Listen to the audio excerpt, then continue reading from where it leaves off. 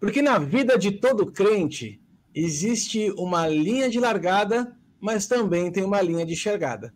Enquanto isso, a corrida segue firme e forte e é nessa jornada que nós estamos. Se ajeita na cadeira, prepare o seu café, o seu tererê, o seu quissuco e vem com a gente logo depois da vinheta. Os Paroleiros, um jeito simples e divertido de conversar sobre verdades bíblicas. Vambora! Dia de Parola! Olá, povo lindo! Tudo bem com vocês? Sejam bem-vindos mais uma vez a uma roda de parola inédita do canal Os Paroleiros, parola de número 188, mais uma dentro do tema Seguindo Jesus, e estamos avançando aqui no ano de 2024 com esse tema maravilhoso, e semana após semana nós vamos trazendo alguns verbos, algumas ações.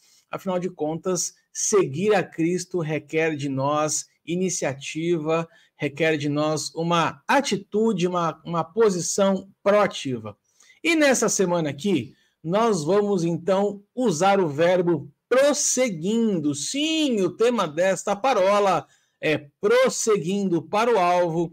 E para essa roda de conversa 2D, nós estamos aqui com os nossos mega ultra master comentaristas bíblicos de Antigo, Novo Testamento, dicionário Strong. E aí, mente brilhante. E aí, 04, firme e forte. Firme e forte eu não sei, mas estamos aí, né? Se estamos na área, se cair é pênalti. É que forte pode ter várias conotações, né, de forte, né? Olha aquele cara como ele é fortinho. Tem outra conotação aí do fortinho, né? Tô mais por esse lado aí, viu? Os dois. Hoje nós teremos uma roda de parola um pouco mais leve, quem sabe, mais divertida. Temos a liberdade de usar versões da Bíblia, paráfrases da Bíblia, porque afinal de contas o nosso chato de plantão não está aqui conosco. Dessa semana é a semana de folga do oráculo. Então, meninos, vamos usar as nossas TPT, nossas King James, as nossas expandidas, amplificadas, a mensagem, Bíblia Viva. Tem tanta coisa aqui que dá para a gente usar. Eu estou ansioso para escutar aquilo que vocês têm para dizer. Bom, nessa semana aqui, a ideia é a gente bater um papo a respeito, então, de prosseguindo para o alvo, que é um texto base que nós vamos encontrar lá em Filipenses 3, a partir do versículo 13, quando o apóstolo Paulo ele fala que, enfim, nada não que ele tenha alcançado coisa alguma, mas deixando para trás as coisas que ficam, eis que corro adiante daquelas que estão na frente de mim para poder alcançar, então, o alvo.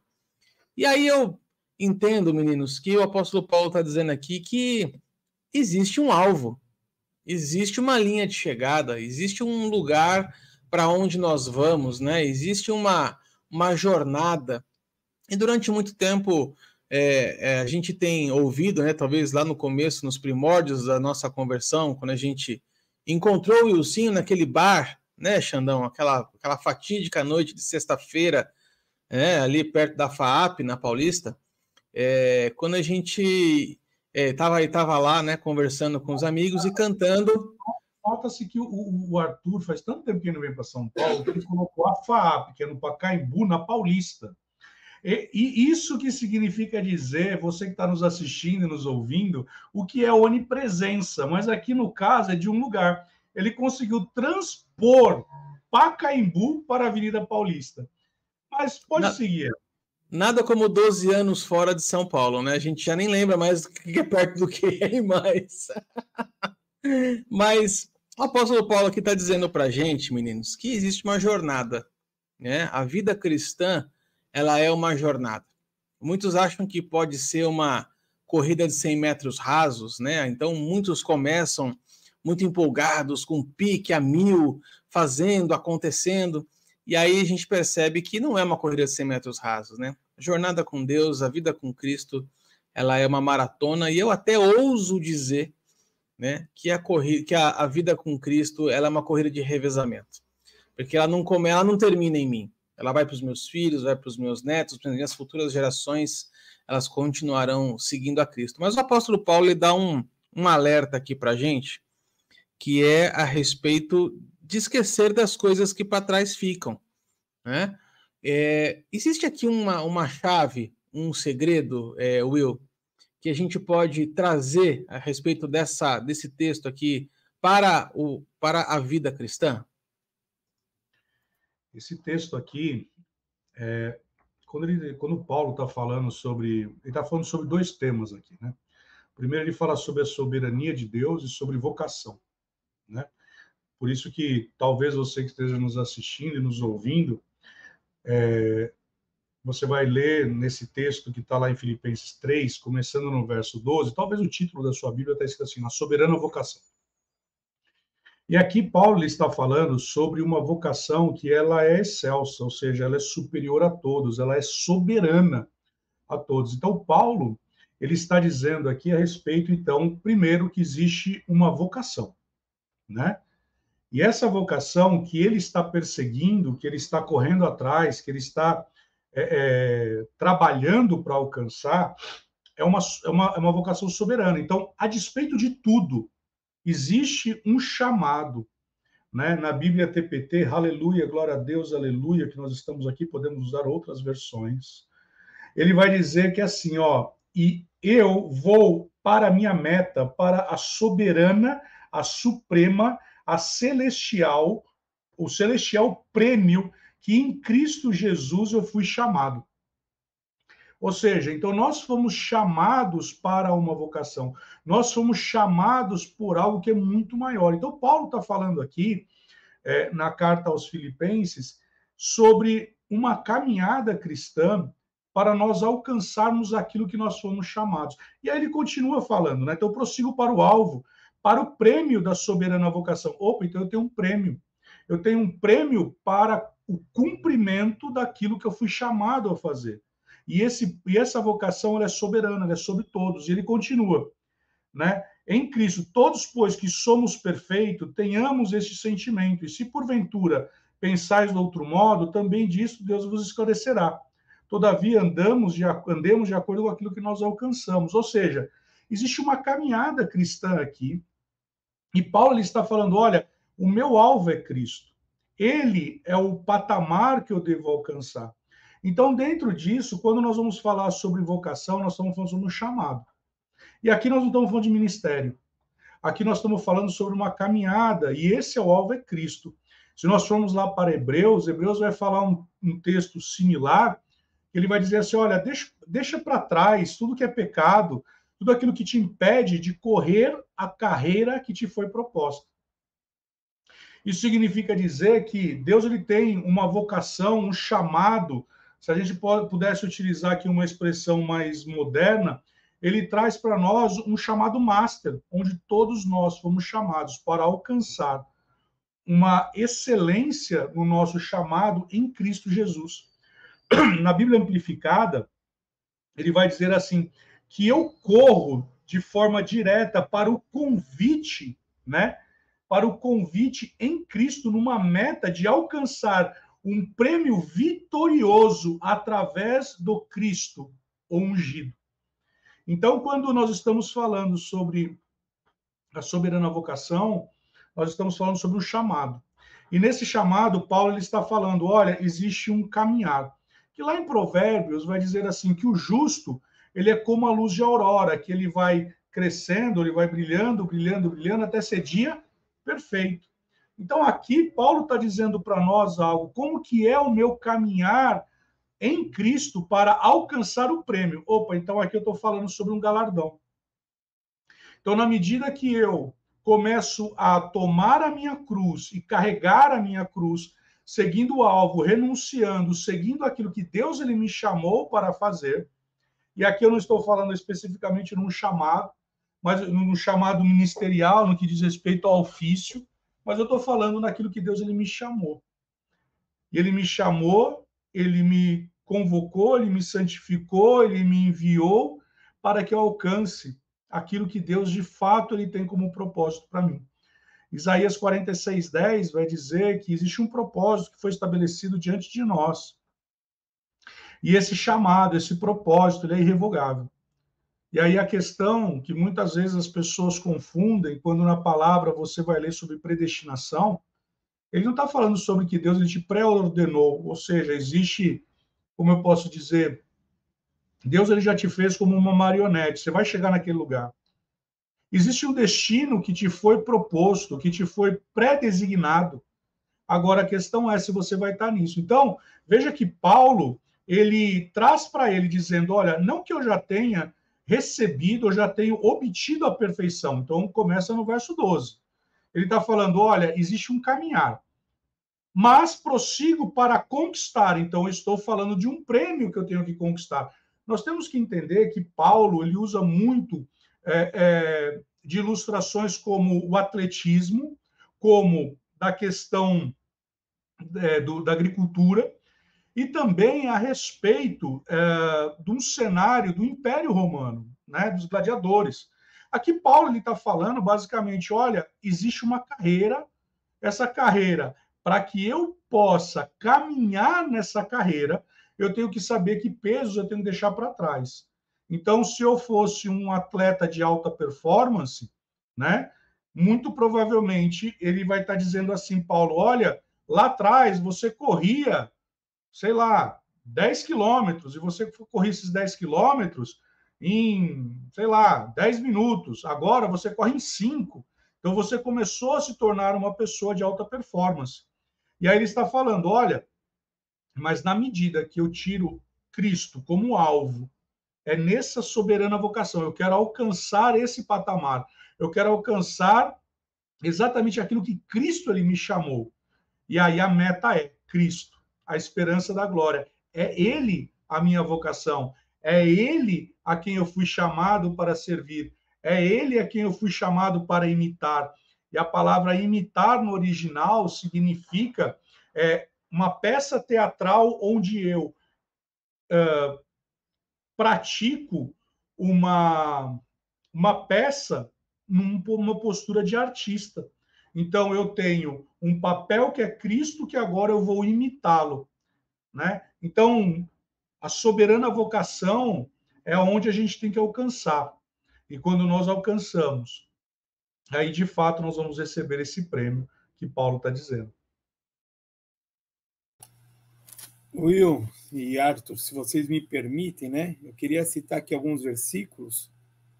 O final do 8 até o 11, ele vai dizer assim, perdão, por quem decidi perder todos esses valores, os quais considero como esterco, a fim de ganhar Cristo, e ser encontrado nele, não tendo por minha a justiça que procede da lei, mas sim que é outorgada por Deus mediante a fé, para conhecer a Cristo, o poder da sua ressurreição e a participação nos seus sofrimentos, identificando-me com ele na sua morte, com o propósito de, seja como for a ressurreição dentre os mortos, nela estar presente.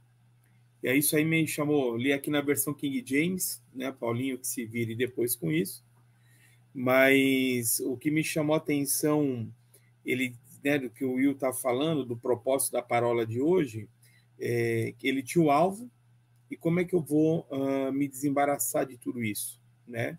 E uma das coisas que ele fez primeiro é reconhecer que tudo que ele um dia aprendeu, um dia que ele considerou importante, ele falou, isso aqui não é nada, eu não vou nem usar a palavra esterco que ele usou, né? Mas isso aqui não é nada perante o conhecimento, a intimidade que eu posso ter com Cristo, né? De conhecê-lo mais a fundo, tal. Então, para quê? Para que no grande dia eu seja encontrado lá na ressurreição, que é o que a gente acabou de ler aqui no versículo 11. Então, eu imagino um Paulo que tudo aquilo que podia atrapalhá-lo de buscar ao Senhor, ele ia arrancando da vida dele. Ele ia tirando tudo isso da frente.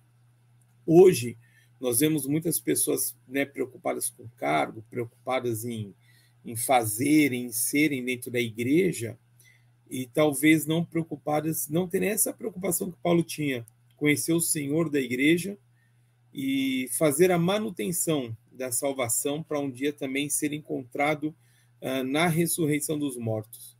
Então aí é assim, o que é importante? O que precisa ser da minha frente? O que está me atrapalhando? Perdão, para que eu possa prosseguir, para que eu possa chegar lá, né? Em Hebreus vai falar para nós nos desembaraçarmos, né? Que é botar de lado tudo aquilo que nos atrapalha, o pecado. Muitas vezes a gente pode estar até fazendo algo aparentemente útil dentro da igreja, mas a gente não foi chamado para aquilo. E aí aquilo pode estar nos atrapalhando de conhecer com mais profundidade e intimidade o Senhor. Tem coisas que Deus já nos falou e a gente mantém na nossa vida, né? Quando eu estava meditando um pouco na palavra, eu lembrei de Ló e Abraão, né? Quer dizer, não era para ele estar carregando ninguém. E a gente vê que até eles se separarem, né, levou um tempo para que Deus voltasse a falar das promessas com Abraão, porque não era para ele ter carregado. Mas enquanto ele carregou, né, ele tinha a promessa, Ló estava lá, deu problema, na hora que apartou, as coisas começaram a caminhar. Então eu entendo que ali era um embaraço para que a vida de Abraão pudesse seguir para o alvo que Deus tinha para ele. Então, a gente olhando o que Paulo fala, que aquilo que era importante, mas que não tinha motivação, ele vai falar que ele era hebreu de hebreus, né? Se eu pudesse falar de mim mesmo, era hebreu de hebreus, era da tribo de Benjamim, fui circuncidado no 8º dia, era fariseu, persegui a igreja por amor ao judaísmo, mas tudo isso já não vale mais. Por quê? Porque o que vale para mim é conhecer a Jesus, fazer participante do sofrimento, e quem sabe estar lá naquele grande dia, né? O foco dele era estar naquele grande dia que era a salvação.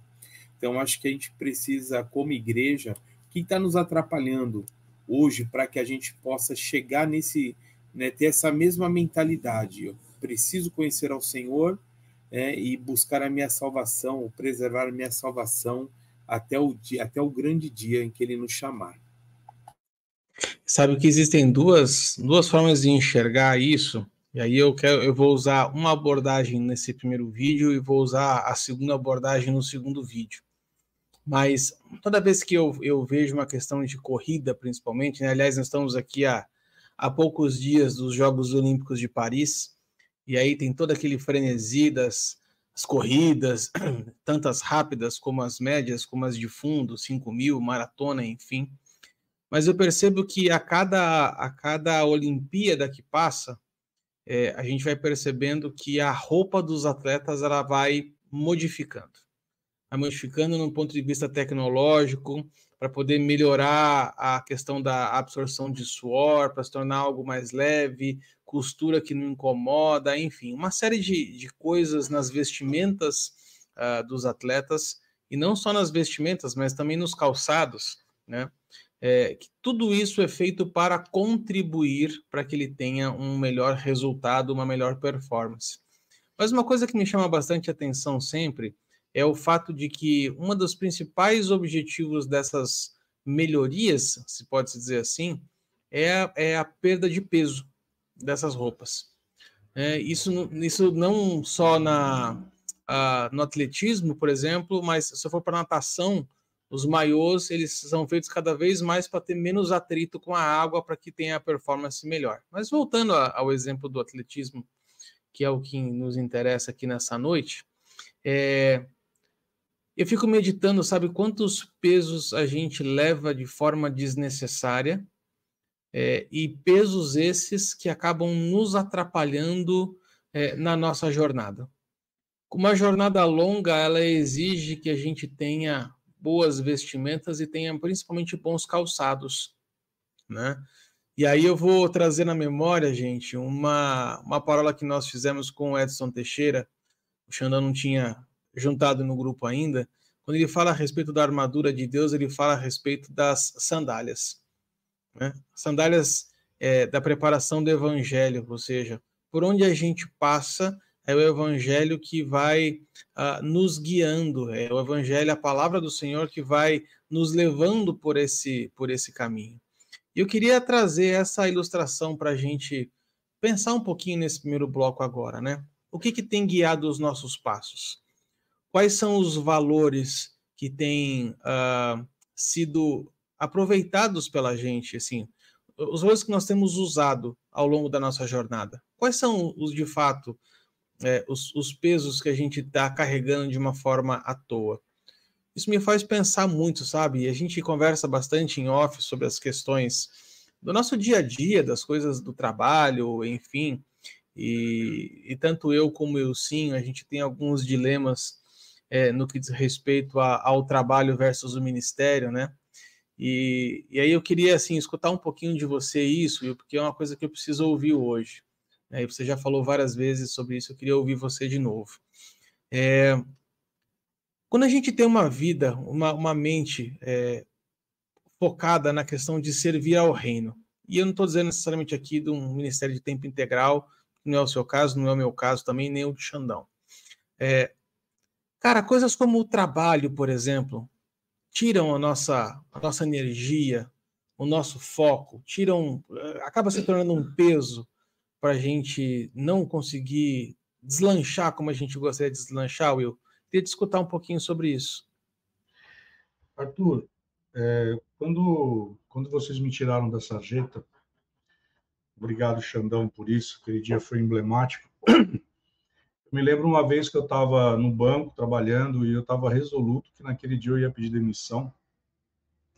Eu me lembro do Marcão me ligando e ele, do nada, ele me liga e fala: irmão, você sabe que às vezes a gente tem um ímpeto de querer tomar uma decisão e seguir para o ministério. Isso aconteceu comigo. Ele começa a falar isso para mim, ele ligou do nada para mim para falar isso. E desligou o telefone. Então eu entendi que aquilo era algo da parte de Deus. Mais para frente, amadurecendo na fé, a gente vai encontrar Paulo. Paulo, por um período, ele era construtor de tendas, né? Então, por um período, ele teve que manter o seu sustento, porque Deus ainda não havia separado para o ministério integral. E a gente carrega, muitas vezes, um falso entendimento de que, entre aspas, o mundo secular, ele nos priva de seguir a chamada que Deus tem para nós, né? E a bem da verdade, assim, eu tenho o meu ambiente de trabalho como um grande celeiro onde eu ministro a palavra. Então, eu já tive situação do zelador lá do prédio simplesmente me chamar para uma sala para falar sobre aconselhamento no seu matrimônio. Eu já tive oportunidade de ter uma inspiração da parte de Deus, entregar uma palavra para uma moça que é a diretora do RH. Eu já tive situação onde uma moça, que hoje não está mais com a gente, ela está completamente perdida nos caminhos a respeito da sua vida profissional e Deus dá uma direção interessante para ela e hoje ela está literalmente decolando aí. Então, assim, em relação a essa parte, quando eu li que Paulo, por um tempo, ele trabalhou construindo tendas, eu entendi que, enquanto Deus ele não me separar para o ministério integral, e não necessariamente todos serão chamados para o ministério integral, isso para mim foi um alívio. Eu entendi que muitas vezes o construir a tenda, Deus ele vai fazer de mim um instrumento de graça e de misericórdia no meu ambiente de trabalho construindo tendas, né? Deus ele não tirou José para ficar dentro do tabernáculo, não tirou José para ficar dentro do templo, aliás, nem tinha templo nessa época, mas Deus o levantou como o segundo homem do Egito no ambiente secular. E ele foi levantado justamente, se a gente for pegar Romanos capítulo 12, a partir do verso 6, Deus o levantou debaixo de uma unção do dom de administração. Ou seja, trazendo para o dia de hoje, debaixo da nova aliança. Ele não orava em outras línguas, ele não era pastor, ele não era mestre, ele não era nada disso, mas ele era um administrador com excelência. E porque ele mesmo diz aos seus irmãos, né? Vocês não sei porque vocês estão com essa cara. Vocês não fizeram nada de errado. Na verdade, vocês só anteciparam um propósito de Deus na vida porque eu tinha que proteger Israel. Então, muitas vezes, você no seu ambiente de trabalho, você está como José. Você está protegendo o povo de Deus. Você está levando esse povo para que, através da unção que está sobre a sua vida, pessoas sejam tocadas e lá na frente pessoas possam ser abençoadas porque você foi na frente. José foi na frente, José esteve lá na frente, José foi levantado e naquele momento Deus simplesmente separou uma terra de Gósen. E naquele lugar as pragas não chegavam, a doença não chegava, havia mantimento, havia suprimento, simplesmente porque um homem estava no seu trabalho secular servindo ao Senhor. Então, eu hoje, Arthur, eu desencantei com essa questão de ficar nessa crise existencial sobre o meu ambiente de trabalho. O meu ambiente de trabalho é o meu gabinete pastoral, o meu ambiente de trabalho é o meu ambiente profético, o meu ambiente de trabalho é o lugar onde, como diz lá em Provérbios, a lagartixa ela anda pelos palácios do rei, mas com a sua mão se apega. Então, eu sou uma lagartixa. Então, creio que nós somos chamados para ser lagartixas enquanto nós não estamos no ministério integral. E, de novo, não necessariamente todos nós vamos ser chamados para o ministério integral. Eu fiz questão de trazer isso à baila contigo, Will, porque muitas vezes muitas pessoas que nos ouvem, que nos assistem, têm uma avaliação errada do que podem significar esses pesos na jornada. Né? Tem gente que avalia que o trabalho muitas vezes pode ser um peso e é isso que me impede de exercer o meu ministério. Querido, eu quero dizer uma coisa para você. Né? Ninguém pode impedir a manifestação do seu chamado, a não ser você mesmo. Então, aonde Deus te plantar, você é chamado para ser bênção lá. Se é no trabalho, seja bênção lá. Se é na escola, seja bênção lá. Não espere simplesmente algo... o que o senhor falou, né? Não espere o tempo integral chegar para você começar a manifestar o teu ministério. Bom, nós vamos chegar aqui ao final deste primeiro bloco, deste primeiro vídeo aqui, da Parola 188, mais uma dentro do tema Seguindo Jesus. E nessa semana, nós estamos falando aqui sobre prosseguindo para o alvo. Então, faz uma gentileza para a gente, entra no nosso site, você já viu lá? www.osparoleiros.com.br. Lá, além de ter todas as 187 parolas anteriores, você vai encontrar os nossos livros, os nossos cursos e todo o conteúdo que nós estamos criando especialmente para você.